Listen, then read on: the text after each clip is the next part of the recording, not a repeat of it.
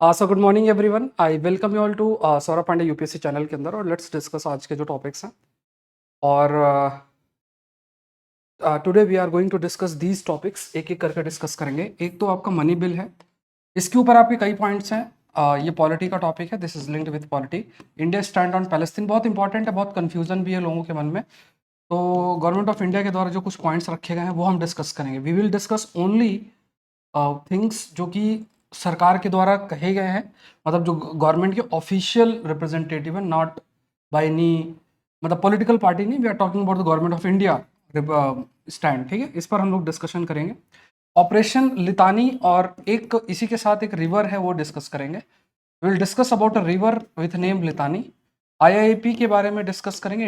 Index है, industrial production का index है, ये इकोनॉमी का टॉपिक है। एंड देन मेंस का जो क्वेश्चन है दैट विल डिस्कस। ठीक है, मेंस का जो क्वेश्चन मैं आपको देता हूँ।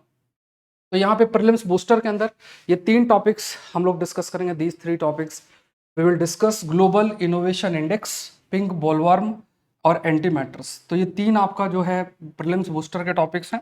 आज का मेंस का क्वेश्चन देख लो, जो मैंने फ्रेम किया है बिकॉज ऑफ द जो भी क्राइसिस की स्थिति चल रही है। I will use the word Palestine and Israel, उसी कंटेक्स्ट में क्वेश्चन भी होगा। तो यहाँ पे idea of sovereignty is not just linked with territorial integrity. 10 number में लिखना है, काफ़ी सोच के आपको लिखना पड़ेगा, तभी आप लिख पाओगे इसका। ठीक है, तो ये है, ये टेलीग्राम चैनल है, इसका लिंक डिस्क्रिप्शन बॉक्स में है, जहाँ पे आपको अपना आंसर सेंड करना है। Saurabh Pandey UPSC Telegram channel है, जहाँ पे आपको अपना आंसर सेंड करना है। Saurabh Pandey UPSC app download कर लेना आप लोग। ठीक है, और इसमें अभी 30% ऑफ भी चल रहा है। फ्री क्या क्या ऐप में आपको फ्री मिलेगा? ग्राफिक करंट अफेयर्स है, ई बुक है, द हिंदू मेंस के क्वेश्चन के कंपाइलेशंस हैं, फ्री टेस्ट है, और भी बहुत सारी चीज़ें हैं। आप फ्री मटेरियल वाले पार्ट में जाना, वहाँ आपको मिल जाएगा। एंड्रॉयड ऐप है, और ये नई क्लासेस अपलोड हो गई हैं सेकंड एआरसी रिपोर्ट्स की, तो ये आप लोग कर लेना। मेरा आप सभी से आग्रह है, अभी 30% ऑफ भी इसका चल रहा है, तो इसको जरूर से जरूर कर लेना। आप इसको अगर अगर आईएएस की तैयारी करो, अगर किसी और एग्जाम की तैयारी करो तो मत करना। आईएएस के लिए कर रहे हो तो इंडियन एडमिनिस्ट्रेटिव सर्विस या सिविल सर्विस की तैयारी कर रहे हो तो ये आपके लिए रिपोर्ट बहुत बहुत जरूरी है। फिर ये सारी रिपोर्ट्स है, इसमें पर्सनल मैनेजमेंट भी मैं कवर करूंगा। एग्रीकल्चर ऑप्शनल चल रहा है, इसके अलावा भी कई सारे कोर्सेस आपके आएंगे, वो भी हम लोग डिस्कस करेंगे। और भी कई सारे कोर्सेस आपके रहेंगे, तो वो भी आप लोग गो थ्रू हो सकते हैं। और अभी जैसे एआरसी रिपोर्ट के बाद मैं एक किताब आप लोग के लिए लेकर आ रहा हूँ, गवर्नेंस इन इंडिया करके है। और एनवायरनमेंट की classes I am going to start on YouTube. YouTube में आज ही मे बी 9 o'clock से आज आपका पहला लेक्चर आएगा, तो जिसमें आपका जो एनवायरनमेंट की टॉपिक्स हैं दैट विल बी कवर्ड, मतलब जो बेसिक लेवल पे एनवायरनमेंट के टॉपिक्स हैं दैट विल बी देयर। तो I will try to cover each and everything जो एनवायरनमेंट के लिए आपको पढ़ना है। तो बेसिक आपका पूरे तरीके से कवर होगा, अलग अलग सोर्सेज से वो पूरा का पूरा चीज़ कवर हो जाएगा। ठीक ठीक है, तो वो आप लोग जरूर से गो थ्रू होंगे। एनवायरनमेंट है, ज्योग्राफी है, ऐसे बहुत सारी चीज़ें मैं यूट्यूब के अंदर अभी आपके लिए लेकर आ रहा हूँ। तो एनवायरनमेंट की क्लास आज रात को 9 बजे आपको मिल जाएगी। तो यहाँ से शुरू करते हैं। पहला टॉपिक है सेवन जज bench to take a call on giving priority to money bill case. अब यहाँ पे देखो, काफ़ी सारी चीज़ें इस पर डिटेल में ऑलरेडी काफ़ी सारी चीज़ें चल रही थी, और इसमें अगर देखा जाए तो अभी जब ऑनरेबल कोर्ट के द्वारा कुछ बातें बोली जाएंगी तब हम डिस्कस करेंगे। अभी हम सिर्फ इशू को समझते हैं and will try to understand the about the money bill as well. Money bill के कंटेक्स्ट में जो चीज़ें हैं उसको हम लोग समझने का प्रयास करेंगे। ये टॉपिक आप लोग मनी बिल नाम से पॉलिटी के अंदर इंक्लूड कर लेना। अब देखो, यहाँ पे 7 जो जजेस हैं, आपके जो 7 जजेस बेंच है, 7 जजेस बेंच है वो मनी बिल से रिलेटेड है। रेफरेंस जो कि 2019 के अंदर हुआ था 5 जज बेंच के द्वारा, तो उनके द्वारा जो दिया गया, तो उस केस को प्रायोरिटी में आपका ले रहे हैं। अब यहाँ पे क्या है कि मतलब ये कहा गया कि जैसे देखो, इशू ये चल रहा है कि जैसे अभी हम डिस्कस भी करेंगे, जैसे मान लो किसी बिल को अगर मनी बिल डिक्लेयर कर दिया जाए, तो मनी बिल अगर डिक्लेयर भी किया जाता है तो वो डिक्लेरेशन कौन करेगा? मनी बिल अगर सपोज करो डिक्लेयर भी किया जाता है, मान लो, है ना, तो स्पीकर जो है और लोकसभा के, वो उन्होंने मतलब उसमें अप्रूव कर दिया, ये एक मनी बिल है। उसके बाद ये राज्यसभा के पास लिमिटेड पावर होता है, ज़्यादा से ज़्यादा 14 डेज का टाइम है, उसमें भी अगर वो नहीं देते हैं तो आप मानो राज्यसभा का कोई रोल ही नहीं है। अगर नॉर्मल बिल है, अगर सपोज करो नॉर्मल बिल है, उस नॉर्मल बिल को तो आप पास कर सकते हो, मतलब लोकसभा से पास हुआ फिर राज्यसभा से पास होगा। अगर दोनों के बीच में दिक्कतें हैं तो ज्वाइंट सीटिंग का प्रावधान है, आपका ज्वाइंट सीटिंग होती है। लेकिन अगर किसी बिल को मान लो स्पीकर है, उन्होंने अगर मनी बिल डिक्लेयर कर दिया, जो स्पीकर है, अगर स्पीकर जो है उन्होंने इसको मनी बिल के रूप में ही डिक्लेयर कर दिया, तो जो आर्टिकल 110 के कंटेक्स्ट में मतलब उसको अप्रूव कर दिया, तो ऐसी स्थिति में राज्यसभा का रोल आपका खत्म हो जाता है एक तरीके से। कोई रोल नहीं, मतलब खाली थोड़ा बहुत देखने को मिल जाएगा, और उसमें भी अगर वो कुछ रिकमेंड भी करते कुछ भी, मतलब उनका कोई एक प्रकार से रोल नहीं रहता। डिबेट ये चल रही है कि क्या किसी बिल जो कि मनी बिल के लिए क्वालिफाई नहीं होता है उसको भी सरकार मनी बिल के रूप में डिक्लेयर कर दे, और उसके बाद अगर उसे मनी बिल डिक्लेयर कर दिया तो इसका ये जो रास्ता है ये राज्यसभा की स्क्रूटनी को बाईपास करने के लिए क्या ये टूल तो नहीं बन रहा है। तो इंपॉर्टेंट भी है, जानना भी है कि अच्छा जैसे मान लो आधार एक्ट है जिस पर चर्चा हो रही है, क्या आधार एक्ट को हम मनी बिल के रूप में कंसिडर कर सकते हैं कि नहीं, बट आधार एक्ट को मनी बिल के रूप में कंसिडर करके बाईपास करके राज्यसभा को और पास किया गया। इस पर मतलब एक प्रकार से डिबेट कंटिन्यूस बेसिस में चल रही है। अब ऑनरेबल कोर्ट क्या कहती है वो अलग चीज है, जो जो बातें बोलेंगे वो हम बाद में डिस्कस करेंगे। तो इशू आपको ये ध्यान में रखना है। तो यहाँ पे सबसे इंपॉर्टेंट पॉइंट यही आपका आ जाता है। तो कोई भी बिल है, जैसे इसमें क्या हाईलाइट किया गया है डिटेल में भी हम आगे भी देखेंगे, कि जहां पे डीलिंग विथ ओनली और all matters under clauses A to G जो कि आर्टिकल 110(1) के अंदर है, और इसमें खास तौर से appropriation of money from the consolidated fund of India and taxation. तो यहाँ पे जैसे अगर खास तौर से देखा जाए कि जो मनी बिल के कंटेक्स्ट में हम चीजें हैं देखें क्या इंक्लूडेड है, तो आर्टिकल 110 के अंदर मेंशन्ड है, साफ साफ मेंशन्ड है। और कोई पैसा मान लो आप कोई चीज एक्स्ट्रा कुछ लगा रहे हो और that is linked with consolidated fund of India, consolidated fund of India से जुड़ा हुआ है, टैक्सेशन से जुड़ा हुआ है, तो वो फिर हम उसको मनी बिल के रूप में कंसिडर कर सकते हैं। तो मनी बिल जो है मेनली रिस्ट्रिक्टेड है स्पेसिफाइड फाइनेंशियल मैटर्स के लिए। बट जैसे मान लो आधार एक्ट है, अब आधार एक्ट है तो क्या हम उसको फाइनेंशियल मैटर कंसिडर कैसे कर रहे हैं, इसका बेसिस क्या है, कैसे ये फाइनेंशियल मैटर हो जाता है, तो ये एक चर्चा का विषय बन जाता है। अब इसी पे तो आपको रूल्स रेगुलेशंस तो चाहिए ना, कि why you are considering it as a money bill, why you are considering it as a money bill, आप मनी बिल इसे कंसिडर क्यों कर रहे हो, how it can be just of financial matter. एक नॉर्मल बिल है तो अगर नॉर्मल बिल है तो उसको उसी प्रकार से कंसिडर करने की जरूरत है।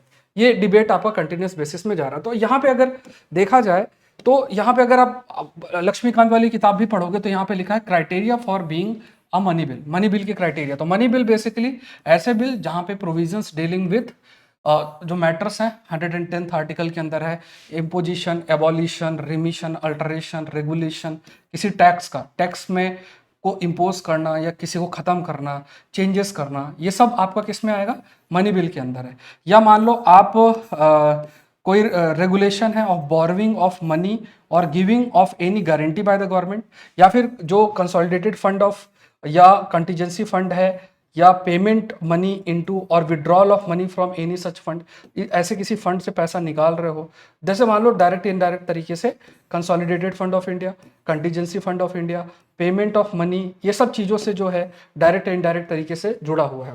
फिर उसके बाद आपका appropriation of money out of the consolidated fund of money, मतलब मान लो पैसा निकाला जाता है consolidated fund of India, it will be a more of a money bill. किसी भी एक्सपेंस को डिक्लेयर करना और to be expenditure charge on the consolidated fund of India, it means कि कोई पैसा कोई चीज है जिसको आप चार्ज कर रहे हो, जैसे कोई, जैसे मान लो कैग की सैलरी, जजेस की सैलरी, एमपी एमएलए की सैलरी, वो चार्ज एक्सपेंडिचर है, वो पैसा कंसोलिडेटेड फंड ऑफ इंडिया से लगेगा और मतलब वो पैसा अपने आप जो है पे करना पड़ेगा। तो ऐसा कोई एक्स्ट्रा कुछ ऐसा एक्सपेंस जो है जिसे आप चार्ज एक्सपेंडिचर के रूप में कंसिडर करते हो तो उसे भी हम मनी बिल के रूप में कंसिडर करेंगे। Receipt of money on account of consolidated fund of India, public account of India, custody और issue of such money, audit of the account of the union और स्टेट्स। तो देखो ये रट के ये रखना, अच्छे तरीके से याद रखना, हाई पॉसिबिलिटी इन पे प्रश्न आता है। तो यहाँ पे इवन अगर मनी का जो रिसिप्ट है, मनी जो मिल रहा है consolidated on account of consolidated fund of India या पब्लिक अकाउंट है, तो या फिर ऑडिट है of the accounts of union of the state, तो ये सब चीज़ें आपकी क्या होंगी, they will be considered as a money bill, money bill के रूप में जो है हम कंसिडर करेंगे। अब यहाँ पे स्पीकर का जो डिसीजन है ये फाइनल होता है, कहीं भी चैलेंज नहीं किया जा सकता है।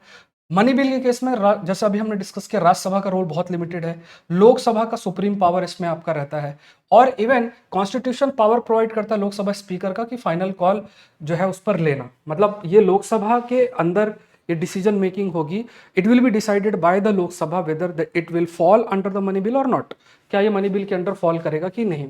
अब यहाँ पे क्वेश्चन यही अराइज हो रहा है कि ऐसे कई सारे केसेस हैं इसमें जो हाईलाइट किया गया, जैसे आधार एक्ट का केस का एग्जांपल आपका दिया है। ऑल्दो जो टॉप कोर्ट है मेजोरिटी वर्डिक्ट 2021 के अंदर, उसने 2018 का जो जजमेंट है पुट्टास्वामी केस है जिसमें आधार एक्ट की वैलिडिटी को अपहोल्ड किया था, तो मतलब अपहोल्ड किया था, उसको रिव्यू करने से मना किया है।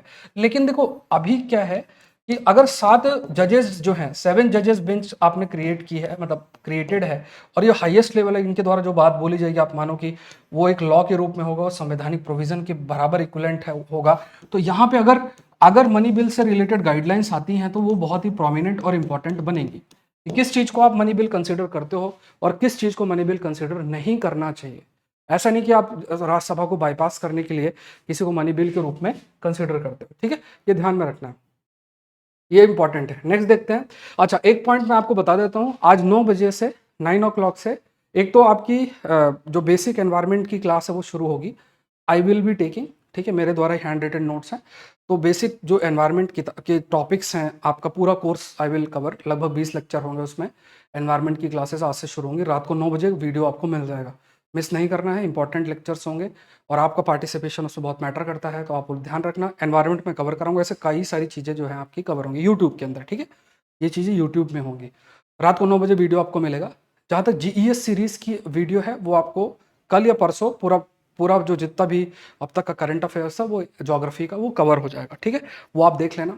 ज्योग्राफी एनवायरनमेंट साइंस की मैगजीन भी मैंने अपलोड कर दी है, तो जीईएस रिपोर्टर या फिर सौरभ पांडे यूपीएससी ऐप से आप लोग देख लेना, बहुत इंपॉर्टेंट है। और वो मैगजीन फ्री मैगजीन है, तो वो भी आप लोग गो थ्रू हो सकते हैं। तो ये जो चीज़ें हैं उनको आप थोड़ा सा मार्क करके रखो जिनको करना है, ठीक है। और इस चैनल के माध्यम से और भी काफ़ी सारे स्टैटिक पार्ट भी मैं आप लोग के लिए कवर करूंगा जो कि हाईएस्ट डायनेमिज्म डिमांड करती है, मतलब जैसे एनवायरनमेंट है, ज्योग्राफी है, साइंस एंड टेक्नोलॉजी है, ये सब एरियाज मैं आपके लिए कवर करूंगा। एनसीईआरटी है जैसे वो 11th क्लास वाली है, ये सब चीज़ें मैं आपके लिए कवर करूंगा, ठीक है। तो अभी फिलहाल हम एनवायरनमेंट से शुरुआत करेंगे, रात को 9 बजे आपकी क्लास होगी, तो उसको आप लोग मिस नहीं करना, और जो वीडियो है वो आपको मिल जाएगा, ये ध्यान रखना। नेक्स्ट देखते हैं यहाँ पे इंडिया का जो व्यू पॉइंट है। अब देखो यहाँ पे आईआर का एक टॉपिक है। अब मैंने आपको क्या बताया है, यहाँ पे 2 ऑर्गेनाइजेशंस हैं, ठीक है, एक तरफ हमस है, दूसरी तरफ पीएलओ है, पैलेस्टीन लिबरेशन ऑर्गेनाइजेशन, पीएलओ जिसे कहते हैं, जो वेस्ट बैंक का इलाका है। जैसे अगर आप देखोगे, जैसे फॉर एग्जांपल ये आपका पूरा इजराइल है, तो इधर एक रिवर बहती है जिसका नाम जॉर्डन है, और जॉर्डन रिवर के इधर साइड जो एरिया है इसे हम वेस्ट बैंक बोलते हैं, क्योंकि वेस्टर्न बैंक में लोकेटेड है। और यहाँ छोटा सा एरिया है जिसे हम गाजा कहते हैं। गाजा और ये जो है वेस्ट बैंक मिलके पैलेस्तीन बनाते हैं। अब देखो इस चीज को समझो कि जो पैलेस्तीन है इसमें एक पीएलओ है, और ये गाजा को जो कंट्रोल करता है वो हमास है। भारत ने हमास के जो एक्ट है, भारत ने हमास का जो एक्ट है उसको एक टेररिस्ट एक्ट के रूप में कंसिडर किया है। मतलब एक तरीके से आप देखो, मतलब उसके एक्ट को इंडिया ने जस्टिफाई नहीं किया। लेकिन इसका मतलब इंडिया ये नहीं कि इंडिया पैलेस्टीन के कॉज को, पैलेस्टीन का जो कॉज है उसको इंडिया सपोर्ट नहीं करता है। इंडिया ने हमेशा बोला है, आगे हम लोग ऑफिशियल देखेंगे भी, तो इंडिया ने जो पैलेस्टीन का कॉज है उसको माना है, और साथ में इंडिया जिसको रिकॉग्नाइज करता है वो है पीएलओ, है ना, पैलेस्टीनियन लिबरेशन ऑर्गेनाइजेशन। हमस क्या है, ये एक प्रकार से आप मानो कि टेररिस्ट ऑर्गेनाइजेशन के रूप में कंसिडर किया जाता है, और इंडिया इससे काफी ज्यादा एंगेजमेंट नहीं रखता है। तो इंडिया का जो एंगेजमेंट हो किसके साथ है, दैट इज विद पीएलओ। तो इंडिया अपना support sovereign independent and viable state of Palestine, इस पर सपोर्ट इंडिया ने किया है, अभी भी किया है, और इस पे इंडिया इसमें कोई चेंजेस नहीं कर रहा है। उसकी जो लॉन्ग स्टैंडिंग पॉलिसीज है उसमें हमेशा से इंडिया ने कहा है कि एक वाइबल स्टेट ऑफ पैलेस्टीन हो, सिक्योर रिकॉग्नाइज्ड बॉर्डर हो, और पीस इस्टेब्लिश रहे विद आप कह सकते हैं इसराइल के साथ, और इसमें कोई भी बदलाव नहीं किया गया। जैसे आप देखोगे ना, मान लो एक माहौल भी बनाया जा रहा है कि नहीं नहीं इंडिया तो पैलेस्टीन की कॉज को बिल्कुल नहीं, इंडिया ने पहले से जो इंडिया का स्टैंड है, इंडिया उस स्टैंड को रखता है। बट इंडिया क्या अपोज कर रहा है, वो जो टेररिस्ट एक्ट है, हमस के द्वारा जो चीज की गई वो एक टेररिस्ट एक्ट है। टेररिस्ट और वॉर में मैंने आपको एक्सप्लेन भी किया है कि टेररिज्म और वॉर 2 डिफरेंट चीजें होती हैं। तो यहाँ पे हमें समझना है कि पीएलओ को इंडिया रिकॉग्नाइज करता है, पैलेस्तीन के रिप्रेजेंटेटिव के रूप में इंडिया हमस नहीं, इंडिया पैलेस्तीन लिबरेशन ऑर्गेनाइजेशन या पीएलओ को जो है आपका रिकॉग्नाइज करता है, और इंडिया इस चीज़ को अभी भी अपना स्टैंड लेकर चल रहा है। तो इंडिया ने पैलेस्टीनियन कॉज को सपोर्ट भी किया अपने फॉरेन पॉलिसी में। 1974 में अगर आप देखो तो 1974 के अंदर इंडिया पहला नेशन है, अगर 1974 की बात करें, इंडिया पहला नेशन है, नॉन अरब स्टेट है, जिसने रिकॉग्नाइज किया पीएलओ को as a representative of Palestinian people. तो ये 1974 में ही इंडिया ने पीएलओ को रिकॉग्नाइज किया है, और अभी भी इंडिया पीएलओ को ही रिकॉग्नाइज आपका जो है वो करता है। 1988 में India became one of the first country to recognise the state of Palestine. 1988 में इंडिया ने इसको रिकॉग्नाइज किया। 1996 में इंडिया ने अपना रिप्रेजेंटेटिव ऑफिस खोला पैलेस्तीन में, गाजा सिटी में, ये भी इंपॉर्टेंट है, जो कि लेटर शिफ्ट किया गया रामल्ला में 2003 के अंदर। इंडिया ने एक्टिव रोल प्ले किया है पैलेस्तीन के, जो भी मतलब अलग अलग फोरम में इंडिया ने पैलेस्तीन के कॉज को सामने भी रखा है, rights of Palestinian, self determination, उसके फेवर में जो है वोटिंग भी की है। कई जो यूनाइटेड नेशन जनरल असेंबली, उसमें इंडिया ने फेवर में रेजोल्यूशन जो 2003 का है against the construction of separate wall bye Israel, इसके खिलाफ वोटिंग भी की थी। 2011 में इंडिया ने फेवर किया, आप कह सकते हैं including Palestine as a full member of UNESCO, UNESCO के फुल मेंबर के रूप में भी इंडिया ने फेवर पे वोट किया। तो ये सब इंडिया के स्टैंड को शो करते हैं। इंडिया 128 देश हैं जिसमें से फेवर किया था 2017 के अंदर, जो अभी प्रेजेंट गवर्नमेंट भी 2017 में थी। Favour of United nation general assembly का जो रिजोल्यूशन था दिसंबर 2017 के अंदर, जिसमें regarding the status of Jerusalem in backdrop of American decision. तो जैसे मान लो जिसमें ये था ना कि जेरूसलम को कैपिटल बनाना चाहिए, और इस टाइम तो इंडिया ने उस चीज़ को, जो डोनाल्ड ट्रंप लेकर आए थे, इंडिया ने उसको सपोर्ट नहीं किया था। अभी जो स्टेटस है वही रखना चाहिए, तो टेल एविव के रूप में ही कैपिटल इजराइल की रहे, इंडिया ने इस चीज़ को कंसिडर किया था। तो ये मतलब ये सब आपका डिस्कशन चल रहा था। इवन जैसे India also voted in favour of UN general assembly resolution, जिसमें पैलेस्टीनियन सिविलियन पॉपुलेशन को प्रोटेक्शन की बात की गई थी, यह हाईलाइट किया गया था। इंडिया के जो प्राइम मिनिस्टर हैं उन्होंने विजिट भी किया है, ठीक है, विजिट भी किया था, visit to Palestine on February 10 2018 में। फॉर्मर प्रेसिडेंट है, उन्होंने भी विजिट किया है, first ever visit by Indian president to Palestine. तो ये सब चीज़ें दिखा रहा है कि इंडिया अभी प्रेजेंट जो सरकार है वही 2017-18 में थी, ऐसा नहीं कि चेंज। तो वो उन्होंने मतलब ऑफिशियल जो इंडिया का स्टैंड है वो रहा है। आपको समझना ये है कि हमें जो दिक्कत हुई है, या आप कह सकते हो क्योंकि टेररिज्म एक ऐसी चीज़ है जिससे इंडिया भी बहुत अधिक ग्रसित रहा है, तो इंडिया टेररिज्म को सपोर्ट नहीं कर सकता है, टेररिस्ट एक्ट को सपोर्ट नहीं कर सकता। इसलिए इंडिया ने उस चीज़ को कहा कि जो भी ये एक्ट है, ये जो एक्ट है वो ठीक नहीं है। तो जनरली बातचीत, जो भी चीज़ आपको अचीव करनी दैट कैन बी डन, वो आपकी बातचीत के माध्यम से हो सकता है। इंडिया इस चीज़ पर एग्री करता है, इंडिया इस चीज़ पर बिलीव करता है, ठीक है। ये पॉइंट्स जो है आपको ध्यान में रखना है। उसके बाद अभी ऑपरेशन अजय चल रहा है, जिसके माध्यम से जो हमारे लोग हैं 17-18 हज़ार लोग हैं, उनको लाने की बात की जा रही है इसराइल से। नेक्स्ट देखते हैं, what are Israel military options after Hamas cross border attack. अब इसमें इन्होंने स्टोरी बताई कैसे अटैक किया जा सकता है। ये हमारे लिए एक टॉपिक है, दैट इज ऑपरेशन लिटानी, और एक ज्योग्राफी का क्वेश्चन है, वो हम लोग डिस्कस करेंगे। तो एक आप ये ध्यान में रखना कि जैसे मान लो अगर आप ये ज्योग्राफी के अंदर थोड़ा सा ध्यान में रखना, जैसे मान लो ये आपका इजराइल है, इजराइल के ऊपरी हिस्से में लेबनान लोकेटेड है, ये लेबनान लोकेटेड है, लेबनान का ये मैप है। यहीं पे नीचे साइड में एक रिवर बहती है जिसका नाम लितानी है, ये आप याद रखना, ठीक है। वैसे आपको पूरे दुनिया भर की रिवर याद नहीं रहेंगी, तो आप याद रखना। और रिवर लितानी कहाँ लोकेटेड है, ये आपका लेबनान रीजन पे लोकेटेड है, ये थोड़ा सा ध्यान में रखना। कई सारे फैक्टर्स हैं जिसमें अटैक किया भी गया है, जैसे मार्च 1978 में इसराइल ने इन्वेड किया था सदर्न लेबनान को, जो है इसराइल ने अटैक किया था, और अटैक किया था जिसमें पैलेस्टीनियन जो भी मिलिटेंट्स हैं नॉर्थ ऑफ लितानी रिवर, उनको पुश किया। फिर उसके बाद है ना, ये अटैक हुआ था क्योंकि एक बस में अटैक हुआ था, उसमें 38 इजराइलीज को मार दिया गया था। फिर इसराइल ने पुश किया Palestine militant out of southern Lebanon, और इस टेरिटरी को साउथ लेबनान आर्मी को दे दिया, जो कि एक रिप्रेजेंटेटिव थे, मतलब जो साउथ लेबनान आर्मी उसको दे दिया। उसके बाद अटैक आपका उसके बाद भी चलता रहा, लाइक है ना, Israel continue to attack into Israel continued from southern Lebanon. Israel ने फिर लेबनान को अगेन 1982 के अंदर आप कह सकते हैं दोबारा से अटैक किया, और है ना, और उसके बाद Israel wanted to eject Palestinian Liberation Organisation from Lebanon, Lebanon से पीएलओ को हटाने के लिए। तो उसी से रिलेटेड ऑपरेशन आपका लितानी है। तो यहाँ पे आपको ऑपरेशन तो कोई नहीं पूछेगा, बट हाँ यहाँ पे जोग्राफिकल लितानी क्या है ये हमें पूछा जा सकता है। नेक्स्ट देखते हैं, इकोनॉमी का टॉपिक है, IIP rises at 14 months high of 10.3%, ठीक है। अच्छा, संडे को सेशन जो हमारा द हिंदू का होगा थोड़ा सा फ्लेक्सिबल रहेगा, ये आप ध्यान रखें।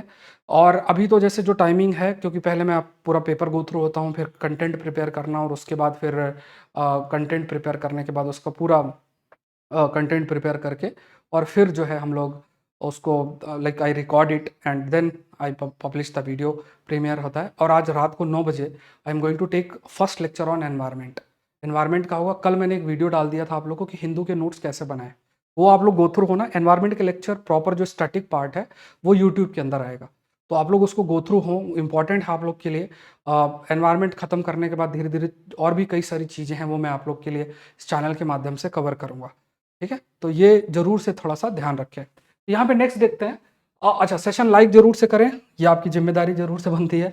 और उसके बाद चैनल को सब्सक्राइब करें, जहां मौका मिले वहां जरूर से शेयर करें। IIP rises at 14 month high of 10.3%। अब हमें यहाँ पे थोड़ा सा देखना है। यहाँ पे first of all we need to understand about the IIP क्या होता है, इंडेक्स ऑफ इंडस्ट्रियल प्रोडक्शन, इस पर हम चर्चा आगे करेंगे। अब इसमें क्या है कि यहाँ पे जो आप कह सकते हैं कि एक तो ये पब्लिश किया जाता है किसके द्वारा, by the central statistical organisation, short में CSO बोलते हैं। IIP basically it's a composite indicator, जो कि मेनली जैसे मान लो माइनिंग, मैन्युफैक्चरिंग, इलेक्ट्रिसिटी, इसमें क्या ग्रोथ हुई है उसको ये रिप्रेजेंट करता है। कई जैसे basic goods, capital goods, intermediate goods. तो जैसे कैपिटल गुड्स की अगर हम बात, कैपिटल गुड्स हैं जैसे मशीनरी और ये सब कैपिटल गुड्स आपके हो जाते हैं। इंटरमीडिएट गुड्स हैं जो कि किसी दूसरे गुड को बनाने के लिए इस्तेमाल होता है, उसे इंटरमीडिएट गुड्स का, तो इसको रिप्रेजेंट करना, इसको जो है रिप्रेजेंट आपका होता है। इसका आपका जो बेस ईयर है 2011 है, इसमें 8 कोर इंडस्ट्रीज है जिनका टोटल वेटेज 14% है। अब इसमें ये 8 कोर इंडस्ट्रीज हैं, आप लोग इसको गो थ्रू हो जाएं, जिसमें आपका petroleum, refinery production, electricity generation, steel production, coal production, crude oil, natural और सीमेंट और fertiliser. Maximum weightage I think इसका है पेट्रोलियम एंड रिफाइनरी। तो ये थोड़ा प्रीलिम्स के पॉइंट्स आपको ध्यान में रखने हैं। तो यहाँ पे ये सारे पॉइंट्स आपको ध्यान में रखना है, क्योंकि पॉइंट टू पॉइंट चीज़ें जो लिखी हुई हैं वो हमें पता होना चाहिए when we talk about the IIP। यहाँ पे अभी आप कह सकते हैं कि बहुत ज़्यादा एक्सप्लेनेशन की जरूरत नहीं है when you talk about it. Let's move to the questions. एक बार क्वेश्चंस देख लेते हैं। ये क्वेश्चंस थोड़ा सा आप लोग ट्राई टू आंसर इट।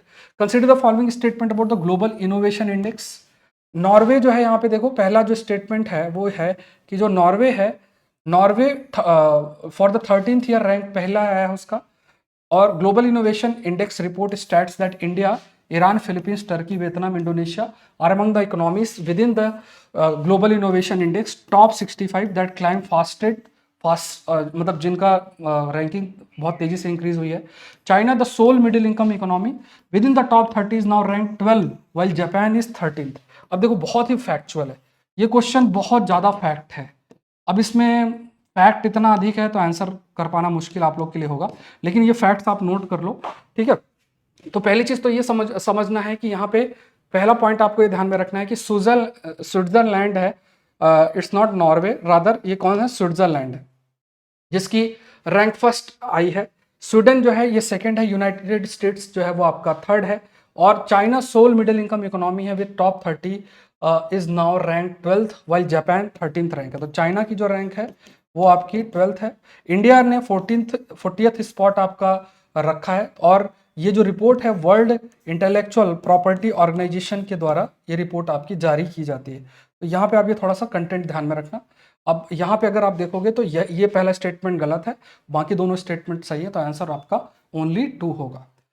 ये हिंदुस्तान टाइम्स का क्वेश्चन है। Let's move to the next topic, pink bollworm. देखो नोट्स कैसे बनाने उसका वीडियो मैंने कल बनाया है बढ़िया तरीके से, एक एक चीज एक्सप्लेन की है। प्लीज आप लोग गो थ्रू हैं जो नए लोग हैं कि नोट्स कैसे, अगर आप नोट्स सही से नहीं बनाएंगे द हिंदू का प्रॉपर जैसा मैंने आपको बोला है तो फिर वो बहुत चीज़ आप वेस्ट कर दोगे, ठीक है। तो ये आप थोड़ा सा ध्यान रखें। तो जो भी नोट्स हैं उन नोट्स पर आप जरूर से ध्यान में रखें। अब यहाँ पे देखते हैं आप अपने कई कल मैं आप लोग जो फीडबैक देते हैं उस पर भी मैं पूरा वर्क करता हूँ, क्योंकि जैसे सामने एक्सपीरियंस किस तरीके से है। तो कल एक स्टूडेंट है, उन्होंने एक जो है कहा कि सर आप फिल्टर यूज़ करते हैं, मतलब ऐसा लगता है फिल्टर यूज़ करते। देखो फिल्टर विल्टर ऐसा कुछ भी यूज़ नहीं करते। मतलब फिल्टर तो कैसे यूज़ होगा, मतलब मोबाइल में तो ये वीडियो रिकॉर्ड नहीं होता है, बड़ा कैमरा होता है उससे फिल्टर, हाँ उसमें मतलब लाइटिंग वाइटिंग का इशू हो सकता है, कहीं से इधर उधर से चमक रहा हो तो आई डोंट नो, लेकिन ऐसा कोई फिल्टर यूज़ नहीं होता है, ठीक है। ये आप ध्यान रखें। चलो let's move to the next part. Pink bollworm के ऊपर है, ये इंसेक्ट है known for being pest in cotton farming. The pink bollworm is a native to Asia but has become an invasive species in most of the world cotton growing region. In parts of India, the pink bollworm is now resistant to the first generation transgenic BT cotton that express a single BT gene. अब मुझे comment section में पहले बताना, बहुत बार पढ़ाया है मैंने, BT cotton में BT क्या है, BT कॉटन में BT शब्द किसके लिए इस्तेमाल है, ये क्या है, एक बार बताना। अगर नहीं पता है तो मैं आपको कल एक्सप्लेन कर दूंगा, बट ये कमेंट सेक्शन में बताओ कि BT कॉटन में BT क्या है और इसका क्या रोल है। अब यहाँ पे अगर देखा जाए तो ये तीनों ही स्टेटमेंट्स आपके, all the three statements are correct. तो ये पिंक बॉलवर्म क्या है, ये एक प्रकार का इंसेक्ट है जो कि मेनली कॉटन को अफेक्ट करता है। और इवन जो ये BT कॉटन है, ये क्या है, GM क्रॉप, एक प्रकार से जेनेटिकली मॉडिफाइड क्रॉप है। और इस, मैं बता ही देता हूँ, मतलब ये एक बैक्टीरिया है और इसी बैक्टीरिया से जीन निकाल के और फिर क्या है, कॉटन में नए कॉटन के प्लांट्स बनाए गए हैं जिसमें एक प्रोटीन प्रोड्यूस होती है, cry protein.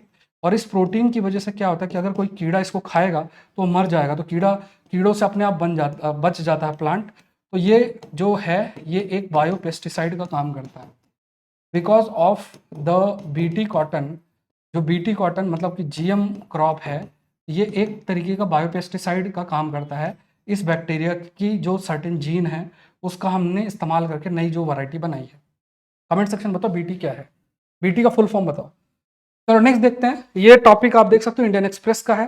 Consider the following statement about the anti matter. यह बहुत बार पढ़ाया है, इसको भी फटाफट आंसर करो पॉज करके और अपना स्कोर मुझे बताना कितने आप लोग के एटलीस्ट थोड़े बहुत सही हो रहे हैं कि नहीं हो रहे। Consider the following statement about antimatter: a substance composed of a subatomic particles that have the mass, electric charge, and magnetic moment of the electron, proton, and neutron of ordinary matter, but for which the electric charge and magnetic moments are opposite sign. Matter and antimatter coexist at close range. It was discovered in 1932. 1932 में discover किया गया among particle produced in the interaction of cosmic rays in the matter. How many of the above statements are correct? कितने statements आपके इसमें correct हैं, ठीक है। Just try to answer it, है ना, एक बार आंसर करो सभी लोग। तो यहाँ पे अगर आप देखोगे, matter and antimatter cannot coexist at close range for more than small fraction of a second because they collide with and annihilate each other, है ना। तो यहाँ पे देखो, यहाँ पे लाइन क्या लिखी है कि जो मैटर और एंटी मैटर को एग्जिस्ट, ठीक है। तो matter and anti matter can को एग्जिस्ट, तो ये गलत स्टेटमेंट है। दिस इज दे कैनॉट को एग्जिस्ट। अगर मैटर प्रेजेंट है, ये एक मानो कि पॉजिटिव और नेगेटिव दोनों चार्ज एक साथ है, तो एक दूसरे को न्यूट्रलाइज कर देंगे। ऐसी मैटर एंटी मैटर है, दे विल न्यूट्रलाइज एंड एक तरीके से they will produce huge amount of energy. कोई भी substance composed of some atomic particles that have mass, electric charge and magnetic movement, magnetic field, electron, proton, neutron of ordinary matter, but for which the electric charge and magnetic field are opposite in sign, तो वो anti matter होगा। तो देखो, matter जो भी है उसका opposite anti matter होता है। खासतौर से जब आप यूनिवर्स के बारे में हम रीड करते हैं तो we talk about the dark matter. Dark matter के बारे में हम डिस्कस करते हैं, या फिर जो एंटी मैटर है उसके बारे में भी डिस्कस। ये आपको ध्यान में रखना। तो मैटर और एंटी मैटर में अंतर, सबसे बड़ा अंतर यही आ जाता है, जो सर्टेन चीजें प्रॉपर्टीज मैटर की हैं उसका जस्ट अपोजिट एंटी मैटर होगा। और दोनों की प्रॉपर्टी अगर, मतलब अगर वो दोनों साथ में अगर प्रेजेंट होंगे तो they will cancel each other. खासतौर से यूनिवर्स की बात करें तो large amount of energy is also being produce. तो ये सेकंड स्टेटमेंट आपका गलत है, बाकी दोनों स्टेटमेंट आपके सही हैं। आंसर जो होगा दैट इज ओनली 2। तो यहाँ पे अगर आप देखोगे तो ये भी न्यूज़पेपर में ही आया था। ये मेंस का क्वेश्चन देख लो, idea of sovereignty is not just linked with a territorial integrity, discuss करना है 10 नंबर में, बढ़िया सोच के लिखना है। और पैलेस्टीन के कंटेक्स्ट में ये क्वेश्चन मैंने आपको बनाया है। ये आंसर आप अपना सेंड कर सकते हैं Saurabh Pandey UPSC Telegram channel के अंदर। आंसर लिखो, Aakalan series within I think इस वीक में मैं लॉन्च कर दूंगा। उसके बाद न्यूज़पेपर से रिलेटेड एक टेस्ट सीरीज भी मैं आप लोग के लिए लेकर आ रहा हूँ। न्यूज़पेपर के जो एडवांस टॉपिक्स हैं उनसे रिलेटेड एक टेस्ट सीरीज रहेगी, उसको आप जम के प्रैक्टिस करते रहो कि प्रीलिम्स तक आपको सारा कंटेंट जो है वो रहे। और ई बुक भी उसमें मैं इंक्लूड करूंगा आपके लोगों के लिए, जिसमें ई बुक भी आपकी मिलेगी आपको, ठीक है। सौरभ पांडे यूपीएससी ऐप आप लोग डाउनलोड करें, ऐप का लिंक डिस्क्रिप्शन बॉक्स में दे रखा है। तो ऐप डाउनलोड करो, फ्री कंटेंट आपको ये सारा मिलेगा, फ्री टेस्ट भी है, ग्राफिक करंट अफेयर, ई बुक, हिंदू के मेंस क्वेश्चंस के कंपाइलेशंस, जीएस रिपोर्टर में जाके जो ज्योग्राफी एनवायरनमेंट साइंस की मैगजीन उसको डाउनलोड कर लो, ये सारी चीज़ें हैं। और फिर आपका ये नई क्लासेस अपलोड हो गई एडमिनिस्ट्रेटिव रिफॉर्म कमीशन रिपोर्ट्स की, अभी 30% ऑफ है, तो उसमें एक कोड है, उस कोड पे क्लिक कर देना, अपने आप जो है आपको ऑफ मिल जाएगा। तो ये सब ध्यान रखना है। और आज के लिए इतना ही। आई होप ये सेशन आपके लिए हेल्पफुल रहा होगा। और कोशिश करें रेगुलर बेसिस में सेशन देखने की। और स्टैटिक पार्ट एनवायरनमेंट का मैं शुरू करने जा रहा हूँ, आज 9 बजे आपकी उसकी क्लास होगी। तो आज के लिए इतना ही। सेशन को लाइक करें, चैनल को सब्सक्राइब करें। मिलता है नेक्स्ट सेशन के अंदर। Thank you everyone, thank you.